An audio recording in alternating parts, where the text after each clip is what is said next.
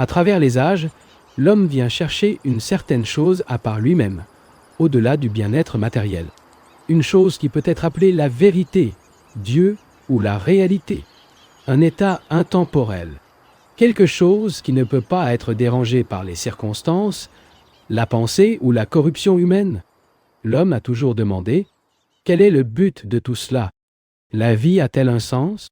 Voir l'énorme confusion dans la vie, les brutalités, les révoltes, les guerres, les divisions, sans fin de la religion, l'idéologie, la nationalité. Je demande à l'homme avec un profond sentiment de frustration ce qui devrait être fait, ce qui est appelé à vivre, et si quelque chose existe au-delà de ses limites. Et ne pas pouvoir trouver cette chose anonyme et mille noms qu'il a toujours recherchée. L'homme cultivait la foi en un sauveur ou un idéal. La foi qui génère invariablement de la violence. Dans cette bataille constante que nous appelons à vivre, nous cherchons à établir un code de conduite selon la société dans laquelle nous sommes créés. Soit que ce soit une société communiste ou une société prétendument libre. Nous acceptons un modèle de comportement dans le cadre de notre tradition hindoue, musulmane, chrétienne ou autre. Nous espérons que quelqu'un nous dira ce qui est juste ou injuste, pensée correcte ou incorrecte. Et par le respect de ce modèle, notre conduite et notre pensée deviennent mécaniques, nos réactions automatiques. Cela peut être observé très facilement en nous-mêmes. Pendant des siècles, nous avons été soutenus par nos instructeurs, nos autorités, nos livres et nos saints. Nous demandons, dis-moi tout. Montrez-moi ce qui existe au-delà des montagnes et de la terre. Et nous nous satisfaisons de leur description. Je veux dire, nous vivons en mots. Et nos vies sont superficielles et vides. Nous ne sommes pas originaux. Nous vivons des choses qui nous ont dit ou guidés par nos inclinations, nos tendances ou poussés à accepter par les circonstances et l'environnement. Nous sommes le résultat de toutes sortes d'influences. Et en nous, il n'y a plus rien.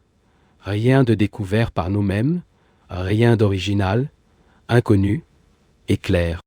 Réalisant que la peur ne peut pas être divisée, vous verrez que cela met fin aux problèmes subconscients, prêchant une bûche aux psychologues et aux analystes. Comprendre que la peur est un mouvement unique, qui s'exprime de différentes manières, et voir le mouvement, et non l'objectif auquel il est dirigé, sera alors en présence d'une immense question. Comment regarder la peur sans la fragmentation que l'esprit a cultivée? Il n'y a qu'une peur totale. Mais comment l'esprit peut-il penser fragmentairement observer cette image totale? Pouvez-vous l'observer? Nous avons mené une vie de fragmentation, et nous ne pouvons que regarder la peur à travers le processus de pensée fragmentaire. L'ensemble du processus du mécanisme de pensée est de tout diviser en fragments. Je t'aime et je te déteste. Tu es mon ami. Tu es mon ennemi, mes idiosyncrasies et mes inclinations, mon travail, ma position, mon prestige, ma femme, mon fils, ma patrie et ta patrie, mon Dieu et ton Dieu et ton Dieu. Tout cela est une fragmentation de la pensée. Et la pensée regarde l'état actuel de peur ou essaie de le regarder et le réduit à des fragments. Nous voyons alors que l'esprit ne peut regarder cette peur totale que lorsqu'il n'y a pas de mouvement de pensée. La crainte peut-elle observer sans aucune conclusion, sans aucune interférence avec la connaissance qui s'est accumulée à votre sujet? Si vous ne pouvez pas, alors ce que vous regardez est le passé et pas la peur. Il peut être, dans ce cas, d'observer d'abord la peur, sans l'ingérence du passé. Vous ne pouvez regarder qu'avec un esprit très calme. Tout comme on ne peut entendre ce que quelqu'un dit que lorsque l'esprit ne bavarde pas, traîner avec lui un dialogue sur ses problèmes et ses angoisses. Vous pouvez également regarder votre peur sans essayer de le dissoudre, sans amener votre opposé à la scène, le courage. Regardez-le en fait, et n'essayez pas de s'échapper de lui. Quand ça dit « je dois le contrôler », je dois me débarrasser de lui, je dois le comprendre. Il essaie de lui échapper. Peut observer un nuage, un arbre ou le mouvement d'une rivière, avec un esprit relativement calme, car ces choses ne sont pas extrêmement importantes pour vous. Mais l'observation est beaucoup plus difficile car les exigences sont très pratiques, les réactions très rapidement. Ainsi, Lorsque vous êtes directement en contact avec la peur ou le désespoir, la solitude et la jalousie, ou tout autre état d'esprit répugnant, pouvez-vous avoir l'air si complètement que votre esprit est suffisant pour voir? L'esprit peut-il percevoir la peur et non les différentes formes de peur? Réalisez la peur totale et non de quoi avez-vous peur.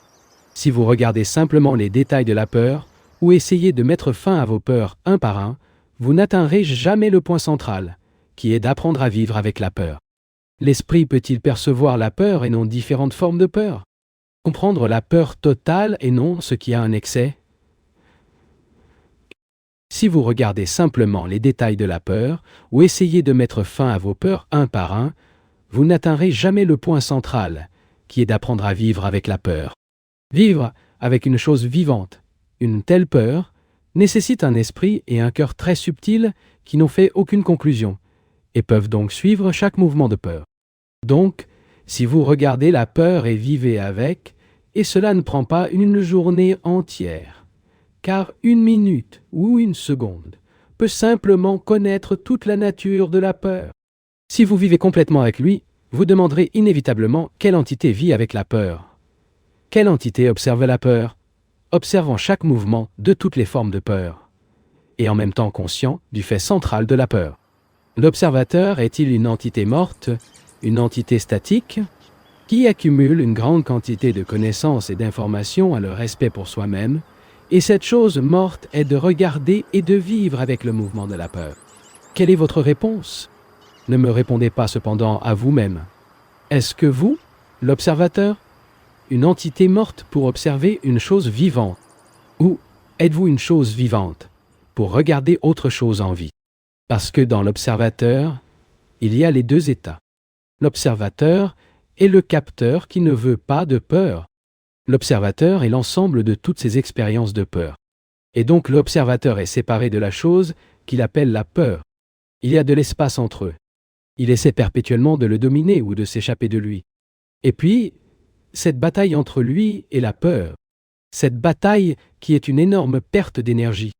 En observant, vous apprendrez que l'observateur n'est qu'un faisceau d'idées et de souvenirs sans validité, sans aucune substance, alors que cette peur est une réalité. Ainsi, il essaie de comprendre un fait avec une abstraction, et cela, bien sûr, ne peut pas être fait. Mais l'observateur est-il qui dit « J'ai peur », contrairement à la chose observée, la peur.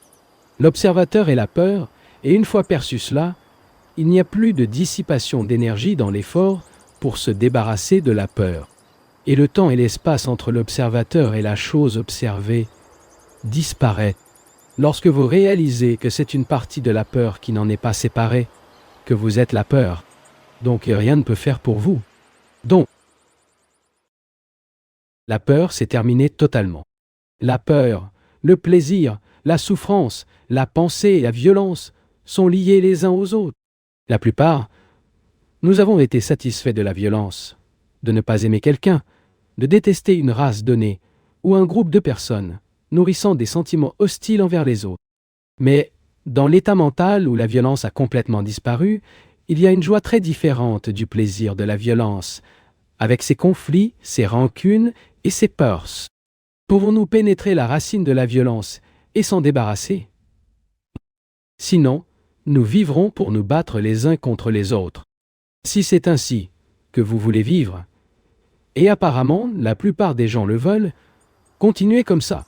Si vous dites maintenant « je suis désolé », mais la violence ne se terminera jamais, cela ne finira jamais.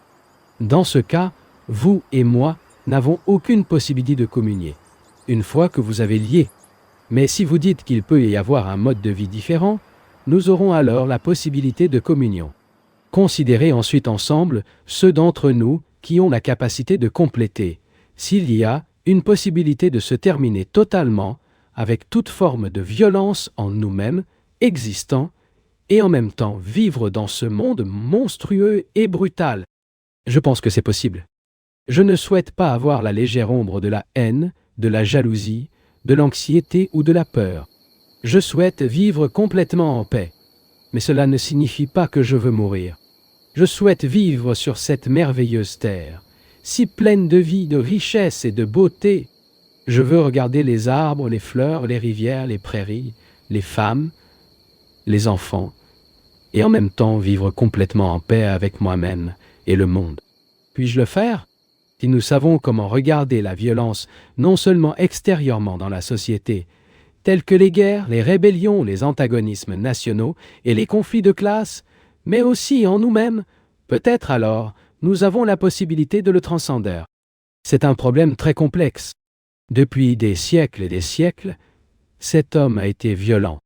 Les religions du monde entier ont essayé de l'apprivoiser et aucune d'entre elles n'a réussi.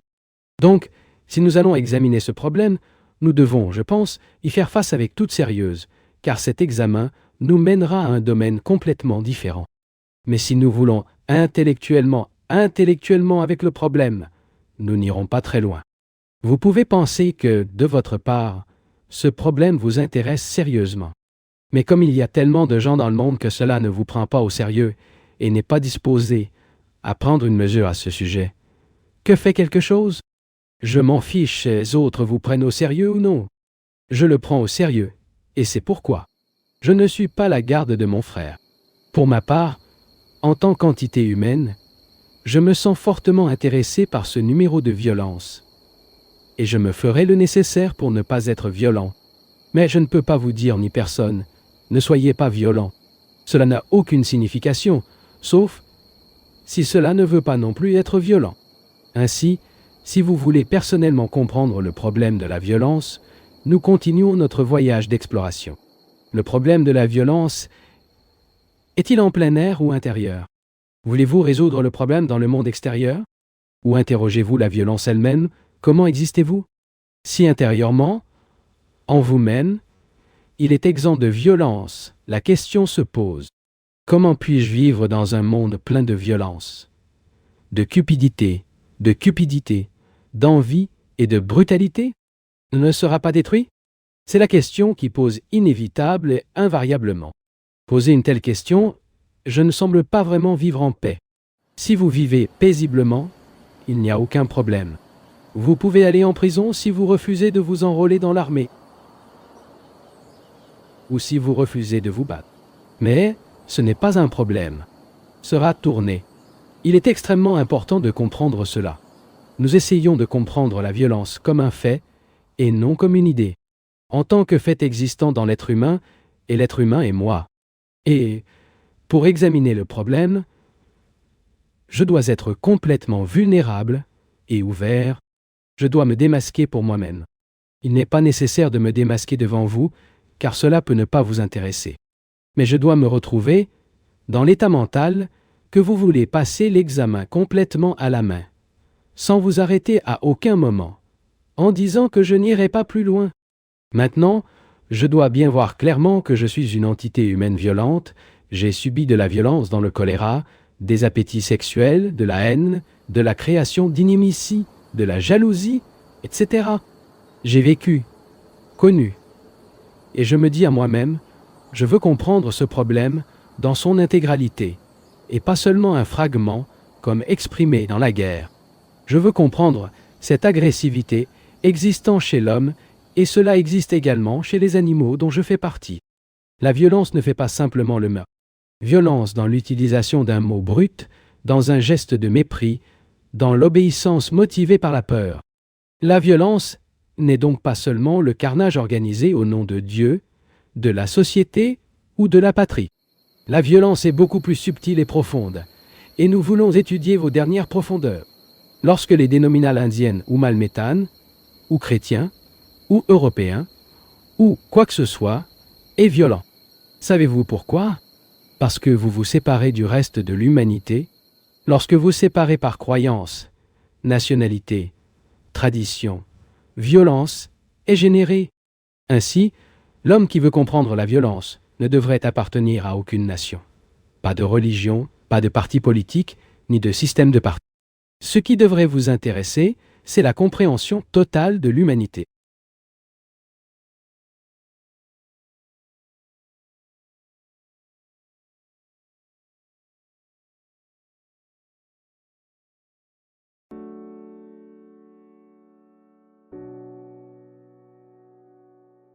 Revenons ensuite au problème central. Est-il possible d'éradiquer la violence aux États-Unis existant? C'est une façon de violence de dire « pas de changement ». Pourquoi? N'as-tu pas changé? Pourquoi n'avez-vous pas changé? Ce n'est pas ce que je fais. Pour moi, rien ne signifie vous convaincre de quelque chose. C'est ta vie et non ma vie. Votre mode de vie est votre propre compte.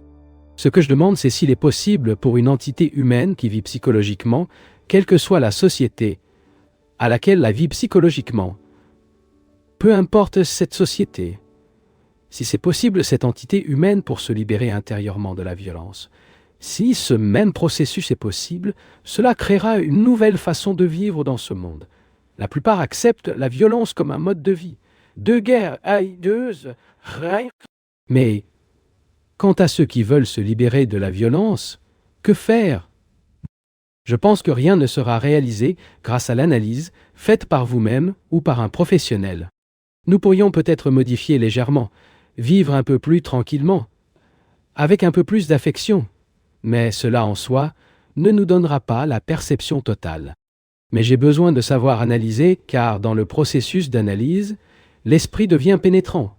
Et c'est cette capacité à pénétrer, à l'attention, à la gravité, qui donnera une perception totale.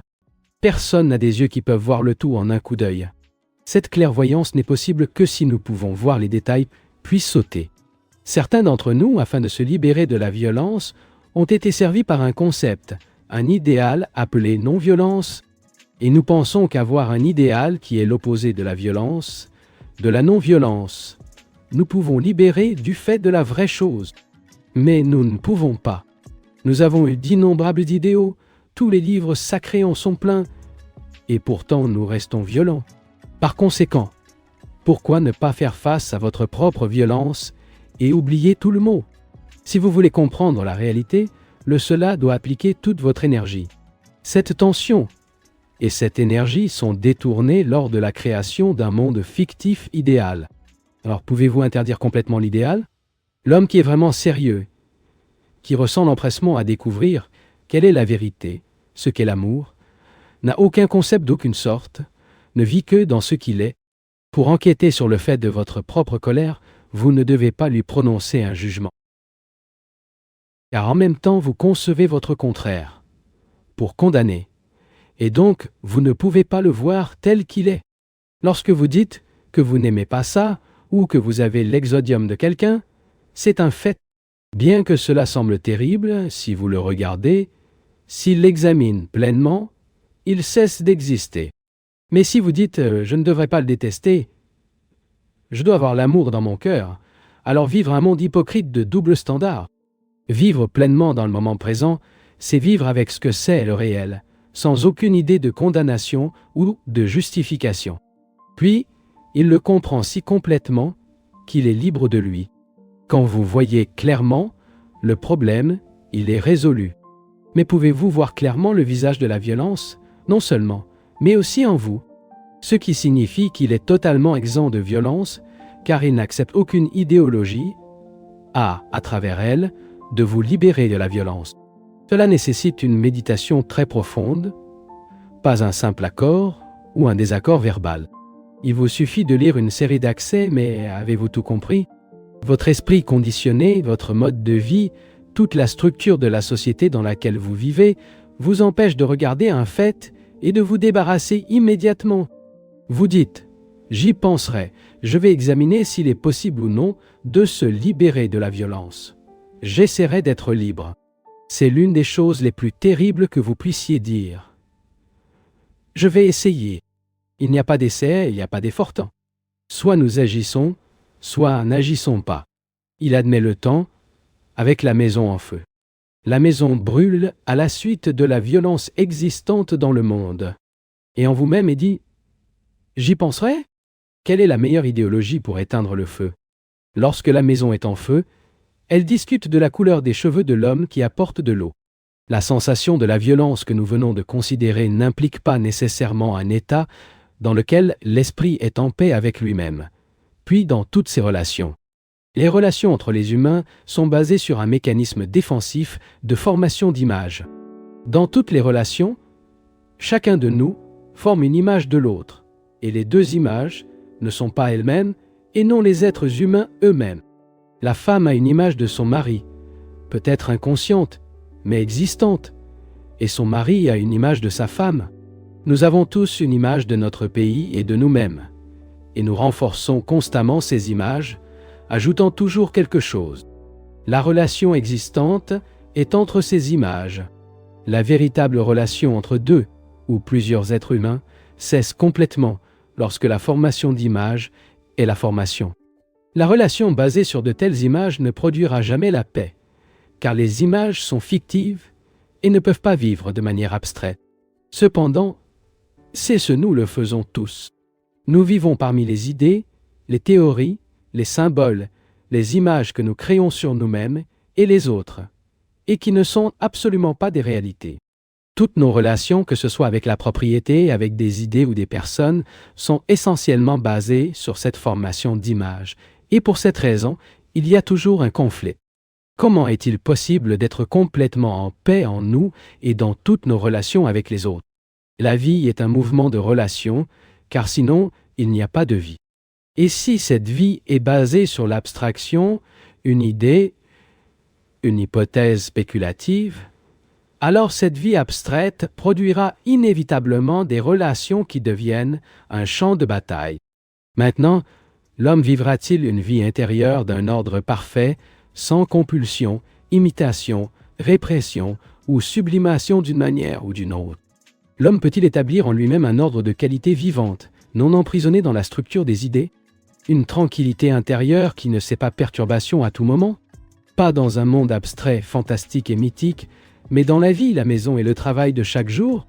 Nous devons examiner cette question très attentivement, car il n'y a pas un point dans notre conscience non contaminé par le conflit. Dans toutes nos relations, que ce soit avec la personne la plus intime, soit avec notre voisin ou notre société, ce conflit existe. Le conflit est une contradiction, un état de division, de séparation, de dualité. Observant nos relations avec la société, nous notons à tous les niveaux de notre existence qu'il y a un conflit, moins ou plus, ce qui provoque des réactions très superficielles ou des conséquences dévastatrices. L'homme a accepté un conflit dans le cadre d'une existence quotidienne parce qu'il a accepté la concurrence, la jalousie, la cupidité et l'agression comme une norme naturelle de la vie. Lorsque nous acceptons une telle norme de vie, nous acceptons la structure sociale telle qu'elle est et vivons en fonction de la norme de respectabilité. Et c'est la raison qui est emprisonnée le plus, car presque tous aspirent à être respectables. En examinant notre esprit et notre cœur, notre façon de penser, notre façon de ressentir et d'agir dans la vie quotidienne, nous observons que lorsque nous nous adaptons au modèle de la société, la vie doit être un champ de bataille. Si nous ne l'acceptons pas, parce qu'une personne religieuse ne peut en aucune façon accepter une telle société, nous serons alors complètement exempts de la structure psychologique de la société. La plupart d'entre nous sont riches en choses de la société, que la société a créées en nous, et aussi ce que nous créons en nous, et aussi ce que nous créons en nous-mêmes, c'est l'avidité, l'envie, le choléro, le choluo, le choléra, la haine, la jalousie. À l'Est, ils s'habillent sur un string, une cape, et ne prennent qu'un seul repas par jour. Nous respectons tout ce genre de pauvreté, mais les hommes qui s'habillaient le manteau de la pauvreté restent intérieurement, psychologiquement, riches en choses de la société. Comment? Ils sont toujours à la recherche de position et de prestige. Ils appartiennent à tel ou tel ordre, telle ou telle religion. Ils continuent de vivre dans les divisions appropriées d'une culture ou d'une tradition donnée. Ce n'est pas la pauvreté. La pauvreté est d'être complètement libre de la société, même d'avoir des vêtements et de prendre plus de repas. Mon Dieu, qu'est-ce que ça compte? Mais malheureusement, dans la plupart des gens, il y a cet élan pour l'exhibitionnisme. La pauvreté devient une chose merveilleuse et magnifique lorsque l'esprit est exempt de la société. Nous devons être pauvres intérieurement, car il n'y a plus de recherche, ni demander, ni désir, ni rien. Seule cette pauvreté intérieure peut voir la vérité existant dans une vie complètement sans conflit. Une telle vie est une bénédiction, qui ne se trouve dans aucune église ou tout temple.